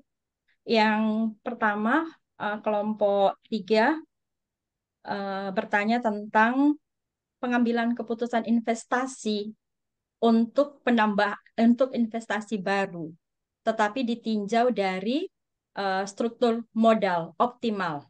Bukan hanya struktur modal, tapi struktur modal optimal. Mungkin kalau bisa kasih masukan untuk membuat sebuah keputusan investasi, kalau kita bicara dalam lingkup itu, mungkin ada memang alat analisis yang mengarah ke sana, begitu ya. Kalau investasi sektorial itu ada 5 alat analisis dan seterusnya, itu mungkin bisa digunakan juga. Tapi juga tadi Prof sempat singgung tentang time value of money, yaitu present value kita berapa hari ini dan ekspektasi kita untuk future value-nya berapa. Mungkin itu bisa menjadi salah satu alat analisis untuk membuat sebuah keputusan investasi baru dan tidak melupakan interest-nya. Seperti itu time value of money. Nah, ketika struktur modal optimal akan diangkat menjadi salah satu bagian untuk membuat sebuah keputusan investasi, yang kami bisa rekomendasi adalah WACC. Itu adalah rata-rata tertimbang biaya modal. Keseimbangan antara dana yang kita peroleh dari hutang, saham preference tadi atau saham biasa, dan juga ekuitas. Ekuitas biasa ini adalah dari laba.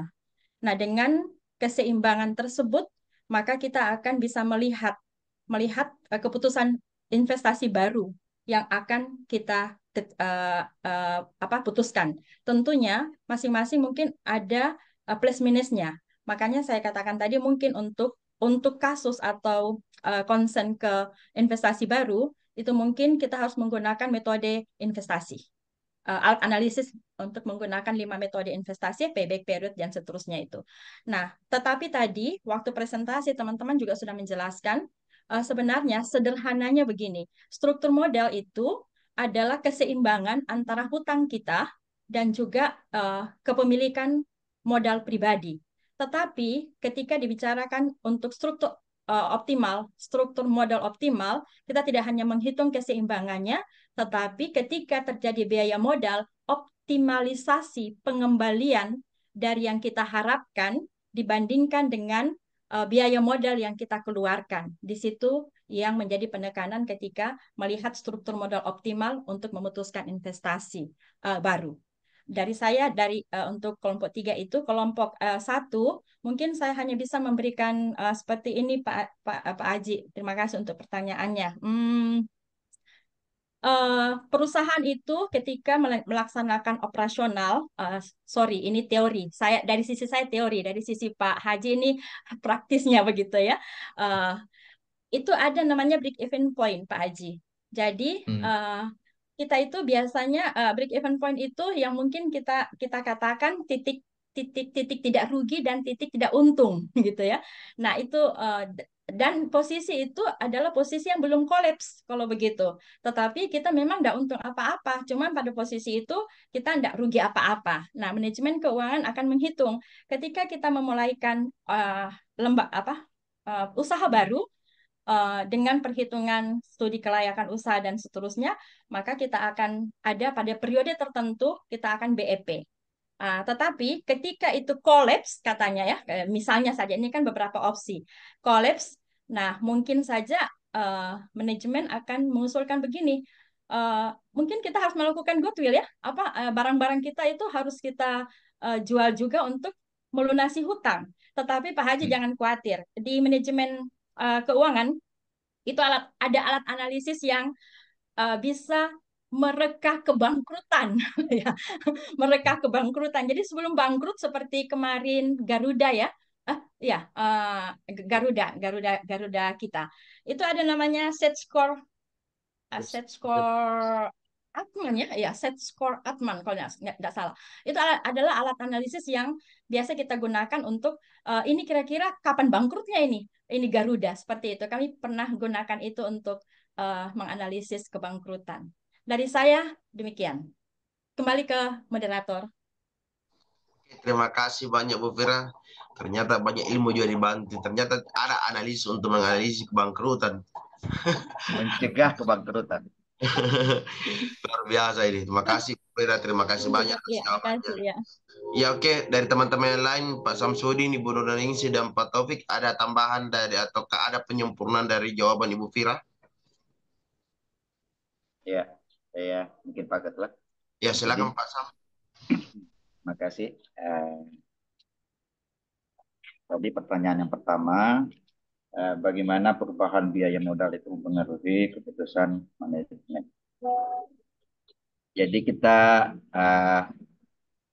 kembali dulu ke substansinya bahwa biaya modal sesungguhnya itu kan ada dua hal ya, biaya dan modal. Nah, ketika kita bicara tentang biaya modal berarti ada kas keluar, ya, ada pengeluaran kas yang harus dikembalikan. Ya, jadi ada kas keluar yang harus dikembalikan. Apakah itu pengembaliannya dalam bentuk pengembalian hutang, pembayaran hutang plus bunga atau lainnya. Nah, lalu dalam perusahaan itu kan ada pemegang saham. Ya, pemegang saham itu ada pemegang saham ada dua model ya umumnya. Ada pemegang saham biasa, ada pemegang saham istimewa atau preference ya. Nah, untuk pengambilan keputusan dalam perusahaan kan kita pahami bersama bahwa itu ada pada RUPS-nya, rapat umum pemegang saham. Nah, lalu dasar apakah keputusan itu diambil untuk meningkatkan kinerja perusahaan atau nilai perusahaan? Apakah perlu penambahan saham baru atau melakukan optimalisasi saham aset yang ada? Ini yang lalu biaya modal ini memiliki pengaruh yang besar ya, besar, bahwa ketika perusahaan itu memiliki kemampuan untuk mengembalikan atau mengeluarkan biaya real kepada mengembalikan biaya real atau bayar utang, nah tentu ini akan dilihat apakah biaya modal rata-rata ini memang tidak mencukupi ataukah hanya persoalan ada pengelolaan yang tidak efektif. Itu yang penting. Oleh karena itu biaya modal sangat mempengaruhi keputusan untuk adanya penambahan pinjaman atau adanya penambahan saham. Itu yang kedua gitu. Kemudian terkait dengan studi kasus ya, yang praktis ini Pak Adli, yaitu perusahaan tidak menghasilkan apa-apa, lalu apa sih langkah pengelola untuk menghindari adanya kebangkrutan? Nah, sebenarnya kan begini, kalau kita melihat perusahaan itu kan ada beberapa model ya. Ada memang model perusahaan konglomerasi, itu ada perusahaan inti, lalu kemudian ada anak-anak perusahaan yang sebagai bentuk ekspansi. Nah, yang menjadi persoalan kalau itu adalah masalah pada anak-anak perusahaan atau cabang-cabang perusahaan yang tidak menghasilkan apa-apa atau anak perusahaan tidak menghasilkan apa-apa, saya kira itu kan tidak terlalu problem karena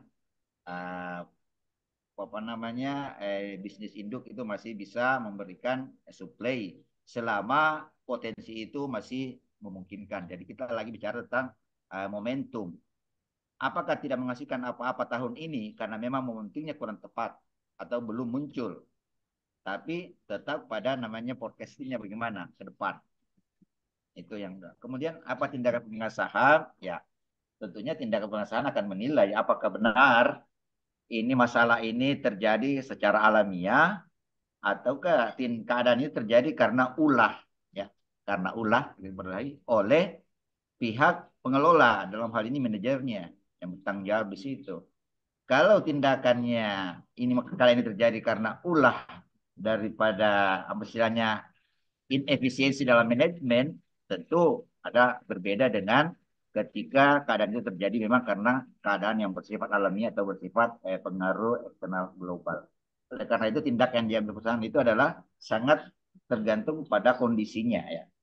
Kalau kondisi ini terjadi karena inefisiensi manajemen, tentu kemungkinan pemegang saham akan melakukan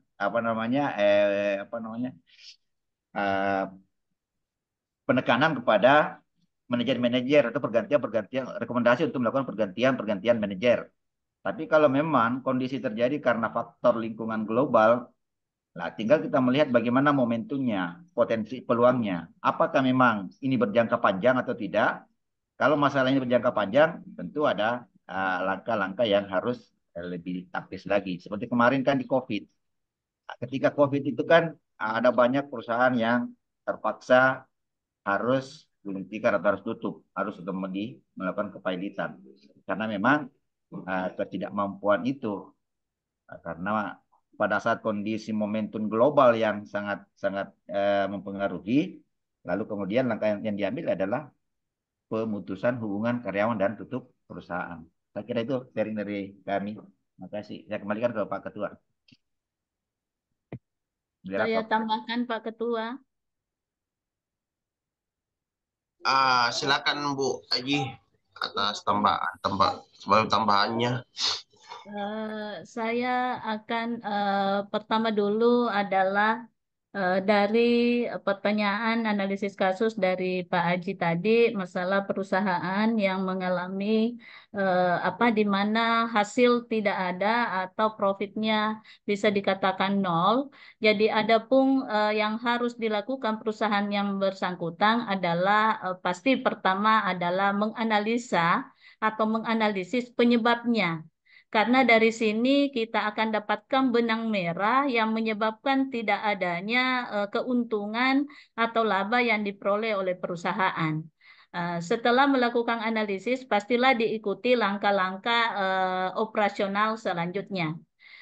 Yang berupa bisa juga dalam hal ini adalah perbaikan efisiensi operasional. Jangan sampai biaya operasional yang dilakukan oleh perusahaan yang bersangkutan itu terlalu tinggi, sehingga nilai atau profitnya tidak bisa karena dari biaya operasionalnya tidak sesuai dengan yang seharusnya. Kemudian bisa juga adalah revisi strategi bisnis. Perusahaan mungkin perlu merevisi strategi bisnisnya untuk menyesuaikan dengan perubahan kondisi pasar. Jangan sampai pada waktu menganalisa awal itu ada perubahan terjadi sampai pada hari H produksi. Ini yang perlu juga kembali diperhatikan. Kemudian bisa juga dilakukan langkah adalah pemangkasan overhead. dalam hal ini mempertimbangkan biaya yang tidak esensial. Jangan sampai ada pengeluaran-pengeluaran yang bisa kita tekan sehingga pada akhirnya kita mendapat keuntungan dari hasil dari sebuah perusahaan. Yang apabila ini terjadi sebagaimana tadi yang disampaikan oleh Pak Aji, kalau berlangsung terus-menerus, maka pihak perusahaan harus kembali juga melihat kalau utang banyak, maka pengelolaan utang harus diperhatikan juga. Bagaimana adalah melakukan manajemen, mempertimbangkan strategi utang atau bisa melakukan restrukturisasi utang, melakukan negosiasi kembali dengan pihak investor. Kemudian adalah bagaimana untuk mengembalikan modal. Maka tadi Pak Sam sudah memberikan beberapa jawaban tentang bagaimana strategi pengembalian modal apabila memang semua langkah sudah dilakukan tetapi pada akhirnya tidak ada hasil. Ini pasti selanjutnya adalah sangat dipentingkan adalah bagaimana komunikasi para pemimpin daripada perusahaan itu untuk menyelesaikan masalah. Dan pada titik akhir adalah melibatkan orang-orang dari luar untuk ikut membantu kita menyelesaikan masalah di dalam perusahaan. Keterlibatan pemegang modal sangat penting dalam hal ini. Kemudian tadi ada pertanyaan dari kelompok 3, strategi perubahan seperti apa perubahan dalam biaya modal dapat mempengaruhi keputusan manajemen. Pasti salah satunya adalah masalah proyek investasi. Kalau sekiranya perusahaan itu dianggap bahwa tren positifnya meningkat, maka biasanya pihak perusahaan akan melakukan langkah peningkatan volume hasil. Untuk melakukan peningkatan volume hasil pasti membutuhkan investasi atau membutuhkan investor untuk melakukan investasi. Sekira ini proyek investasi sangat dibutuhkan apabila perusahaan ingin meningkatkan volume dari produk yang mau dihasilkan. Kemudian bisa juga disebabkan perubahan manajemen ini adalah masalah struktur modal. Struktur modal ini sangat mempengaruhi juga kebijakan. Kapan biaya modal naik, maka otomatis cenderung untuk mengurangi penggunaan modal ekuilitas dan meningkatkan penggunaan modal utang. Saya kira ini sangat juga mempengaruhi kebijakan sebuah perusahaan. Kemudian yang ketiga adalah dividen dan kebijakan pembayaran. Dan yang terakhir adalah akuisisi dan penggabungan. Saya kira Pak Ketua itulah tambahan dari saya. Saya kembalikan ke Pak Ketua. Oke, terima kasih banyak Bu Haji atas tambahannya. Dan untuk lebih menyempurnakan dari jawaban teman saya dari 3 orang ini, saya persilakan kepada Pak Taufik terakhir untuk memberikan tanggapan dan masukan dari pertanyaan-pertanyaan dari kelompok 1 dan kelompok 3. Silakan Pak Taufik. Ya, terima kasih banyak Pak Ketua. Kalau pertanyaan dari Pak Rahmat mungkin sudah klop dari Ibu Fira tadi ya sebenarnya, karena semua cara-cara sudah ada. Terus saya coba untuk, sebenarnya Bu Fira tadi menjelaskan itu sudah lebih detail, itu sebenarnya sudah tepat sekali. Dan menurut saya ya, nah kalau untuk Pak Haji sebenarnya mungkin ada sedikit tambahan sedikit saja Pak Haji. Sebuah perusahaan kolaps itu kan ada beberapa faktor, ada banyak faktornya. Faktor apa saja dulu yang kita harus lihat, apakah dia karena faktor eksternal atau karena faktor internalnya. Kalau misalnya kita mengalami, jadi studi kasus seperti itu Pak Haji, mungkin analisanya mungkin kita harus tahu dulu. Jadi kita pakai creative problem solving, bagaimana cara kita melihat persoalan itu terjadi, dari mana asalnya.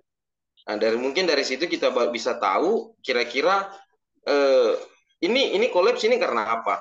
Apa mungkin manajemen yang kurang bagus atau mungkin karena dia mungkin direkturnya lagi ikut pemilu, ikut berpolitik sehingga uang perusahaan digunakan. Nah, itu banyak cara dan bagaimana solusinya. Ya, barangkali kalau solusinya kalau menurut saya biasa-biasa juga ya, saya gunakan Pak Haji. Ini studi kasus karena kita sama-sama studi kasus. Kasusnya biasa. Saya punya perusahaan ada 3 Pak Haji. Jadi saya tidak mau buat satu perusahaan saja, sehingga kalau kita buat satu, ketika dia dapat persoalan, maka kita sulit untuk menyelesaikan persoalan yang lain. Makanya kita pakai perusahaan yang lain untuk bisa membantu dia. Jadi ada saling menopang. Jadi kalau dalam makro kita pakai equilibrium, penggabungan kurva. Yang kita pakai itu untuk bisa bagaimana caranya untuk mengatasi kira-kira salah satu dari perusahaan kita itu mungkin mendekati kolaps atau mungkin juga sudah kolaps, tapi kita bisa tutupi supaya perusahaan itu tetap hidup. Namun juga kita harus menilai dulu perusahaannya apakah sudah pantas buat kita pertahankan atau tidak. Jangan sampai kita pertahankan perusahaannya, ternyata itu malah menambah rugikan kita. Malah perusahaan yang lain yang kita punya itu malah bisa tertutup karena akibat satu ulah perusahaan itu. Jadi ada keterkaitan yang harus kita lakukan dan harus ada analisa faktor-faktor yang mempengaruhi sehingga kolaps itu terjadi. Mungkin seperti itu barangkali saya Pak Haji, karena pengalaman saya seperti itu sih Pak Haji. Iya, terima kasih banyak Pak Haji. Oke, terima kasih banyak atas sanggahan dan pengalaman-pengalaman berharga dari Bapak Taufik. Oke, untuk itu demi persingkat waktu saya kembalikan kepada penanya, yaitu Bapak Rahmat Solin dan Pak Haji Alimuddin bagi apa ada tambahan dari pertanyaan-pertanyaan dari kelompok 2 ini, jawaban-jawaban dari kelompok 2 ini Pak. Silakan, saya persilakan dulu Pak Rahmat. Silakan Pak Rahmat. Oke, baik Pak Ketua. Terima kasih. Tadi sudah ada beberapa penjelasan ya yang disampaikan. Saya kira kalau saya ambil kesimpulan bahwa perubahan mungkin dalam biaya modal perusahaan itu memiliki ragam atau memiliki konsekuensi yang luas ya tadi. Ada kebijakan dividen, akuisisi dan merger, kemudian pembiayaan dan lain-lain tadi yang sudah disebutkan.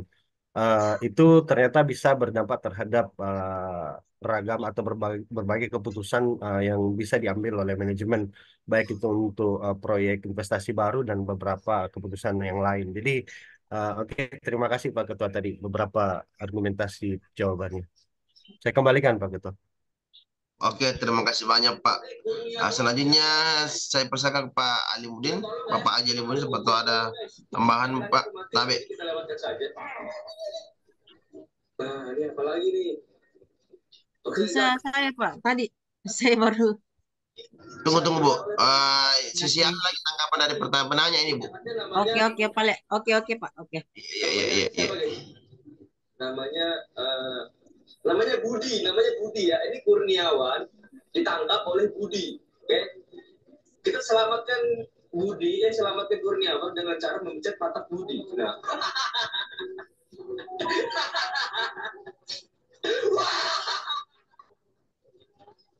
Tusuk dia apa Pak? Pak Haji ke mute Pak Haji. Pak Haji tolong anunya masih. Ya, silakan Pak Haji. Iya. Pak Budi nangis guys ya. Patahnya merah guys. Oke, next. Ini kenapa titiknya Kurniawan merah juga ya? Kasih rating, kasih bintang 5 lah. Oke, ya. Waduh. Silakan Pak Haji. Apa ini? Aduh, udah nggak bisa pilih-pilih ini miss. Oke guys. Sepertinya Kurniawan pilek teman-teman ya. Kurniawan pilek nih, kita tulis hidungnya ya. Wah, hidungnya banyak. Mike Pak Ketua. Ngapain coba? Pak Haji. Sudah cukup Pak Ketua, sudah. Ya. Terima kasih. Oke. Terus dari Bu Astra ini apakah ada sanggahan Bu, karena sudah sedikit lagi waktunya ini, jadi kami akan mandiri karena ada nanti masukan dari Pak Prof. Silakan Bu. Begitu kah?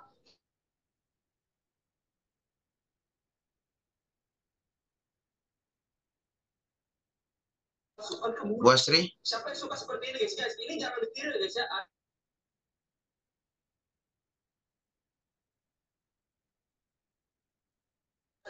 Bu Astriani, ada tersangkaan yang kita mau berikan ke kelompok kami, Bu? Oh iya, ini tadi saya cuma mau menambahkan Pak, bukan sanggahan. Jadi saya cuma mau sedikit menambahkan tadi masih pembahasan yang tentang Pak Rahmat tadi itu yang menanyakan tentang sebenarnya bagaimana biaya modal itu bisa dapat mempengaruhi keputusan manajemen. Jadi saya tambahkan bahwa biaya modal itu memang memiliki dampak yang signifikan terhadap keputusan manajemen karena merupakan faktor penting dalam mengevaluasi proyek investasi, pembiayaan, dan strategi bisnis secara keseluruhan. Jadi sebenarnya ada beberapa cara di mana biaya modal itu dapat mempengaruhi keputusan manajemen. Yang pertama itu adalah evaluasi proyek investasi ya. Jadi di sini posisi biaya modal itu adalah faktor penting dalam proses evaluasi proyek investasi. Jadi ketika memilih antara proyek-proyek alternatif atau manajemen itu harus memperhitungkan biaya modal yang diperlukan untuk mendanai proyek tersebut. Jadi proyek dengan tingkat pengembalian yang lebih tinggi dari biaya modal biasanya dianggap sebagai investasi yang menguntungkan. Itu ya. Kemudian pemilihan sumber dana. Jadi biaya modal itu juga dapat mempengaruhi keputusan manajemen terkait pemilihan sumber dana. Jadi misalnya jika biaya modal ekuitas lebih tinggi daripada biaya modal utang, biasanya itu manajemen mungkin lebih cenderung untuk menggunakan utang daripada ekuitas untuk membiayai proyek tertentu. Jadi kemudian juga itu ada faktor strategi pembiayaan. Jadi strategi pembiayaan biaya modal di sini juga mempengaruhi strategi pembiayaan perusahaan. Jadi manajemen itu harus mempertimbangkan apakah pendanaan melalui utang atau melalui ekuitas ataupun instrumen keuangan lainnya akan lebih menguntungkan berdasarkan biaya modal yang terkait dengan masing-masing pilihan.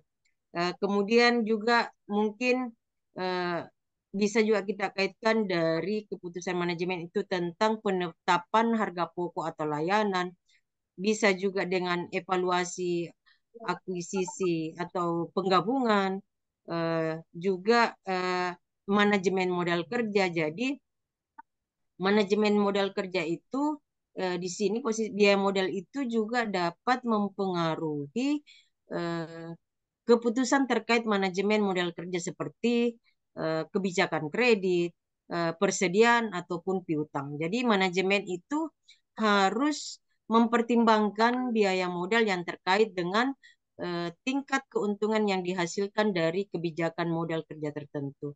Jadi dengan memahami ya, jadi kita dengan memahami dampak biaya modal itu sendiri, manajemen dapat membuat keputusan yang lebih tepat ya dalam merencanakan dan mengelola operasi perusahaan.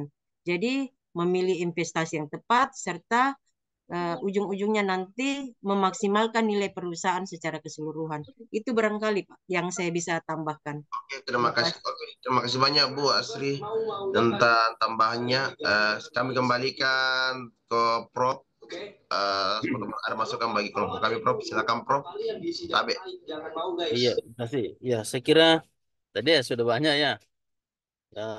Diskusi kita bagus, ramai, semuanya berkontribusi. Dan saya kira juga bagus juga koordinasi antara kelompok juga ini, kelompok 1, kelompok 2 semua berpartisipasi. Ya, oke, saya kira intinya bahwa memang perusahaan harus dikelola yang menguntungkan. Investasi pun juga demikian ya. Bicara biaya modal itu ya memang ini adalah lawan dari hasil. Ya kan gitu ya. Makanya memang harus dikaji dari sisi optimalnya hutang, ya kan? Karena biaya modal itu biasanya kaitannya dengan kalau hutang ya, kapan dia optimal, ya. Kemudian ya tadi ya menarik juga memang ya bahwa kalau kita sudah hitung baik sedemikian rupa metode ini lalu eh, tidak sesuai dengan kenyataan, ya memang ya namanya ketidakpastian itu yang dialami apa yang dihadapi oleh usaha, yaitu ya sebagai satu risiko. Tentu membuat perencanaan itu memang tentu kan ada aninya langkah evaluasi dulu terhadap apa namanya asumsi-asumsi yang dibuat. Nah, sepanjang asumsi tadi itu memang berbeda, ya tentu kondisinya akan berbeda. Jadi saya kira itu ya bahwa memang perlu ya tahapan-tahapan itu dievaluasi. Ya, pada kondisi usaha katakanlah omset menurun karena persaingan, ya tentu ini harus dia tidak evaluasi dari awal, ya tidak nanti bahwa nanti akhir tahun baru evaluasi, ya saya pikir tidak begitu juga ya. Harus bertahap sehingga pada kondisi tertentu ya mungkin omset sudah apa namanya produksi harus dikurangi apa dan sebagainya dulu ya untuk mengatasi itu. Jadi langkah awal evaluasi dulu, kemudian ya. Oke, saya kira cukup saya kira hari ini ya Pak. Diskusi kita hari ini salah minggu yang akan datang. Ya, kalau ada hal-hal yang masih berkaitan dengan itu masih bisa kita diskusikan, dan saya kira masih longgar waktu kita juga yang akan datang ya. Hanya satu kelompok kan, tinggal satu kelompok. Saya kira begitu. Ya, Prof. Silakan Pak Nurdiansyah untuk ditutup. Siap, Prof. Terima kasih banyak, Prof, atas tambahannya. Insya Allah kalau minggu depan, Prof, diakhiri dengan kelompok 3 ya, Prof. Abe. Ya, ya, ya. Ya, Prof. Semoga minggu depan lebih bisa dipertajam lagi karena lebih luas waktu yang akan diberikan kita minggu depan. Yang namanya diskusi memang begitu kan, itu pasti melebar. Iya, Prof. Makasih banyak, Prof. Iya, iya, iya. Yang ucap alhamdulillah alamin. Saya tutup. Terima kasih banyak, Prof. Diskusi Terima kasih, pada Prof. Selamat menjalankan ibadah puasa, banyak, Prof. Prof. Maulid Sama-sama batin. ya, sama-sama ya. Ya, Prof. Bagus saya kira ya. Kalau kelas ini ramai ya Iya, diskusi Prof. ini. Ya, Prof. Artinya dengan berbagai tanggapan, berbagai pemikiran, tentu seri kita itu akan bermanfaat untuk kita semuanya ya. Ya, ada nilai tambah pasti kira ya untuk dari diskusi seperti ini. Oke, sebelum tutup kita ambil gambar dulu ya. Iya, baik, Prof. Ini kutu guys, kalau gigit gatal banget guys. Kita masukin yang bisa ke dalam. Ya, saya kira demikian. Terima kasih. Mudah-mudahan apa yang kita lakukan ini bernilai ibadah kita. Amin. Ya, Amin, amin. Selamat memasuki bulan puasa Amin ya yang Rabbal Alamin. Amin ya, Prof. saya. Ya. Izin lab ya. Ya, makasih banyak, Prof. Ya, Prof.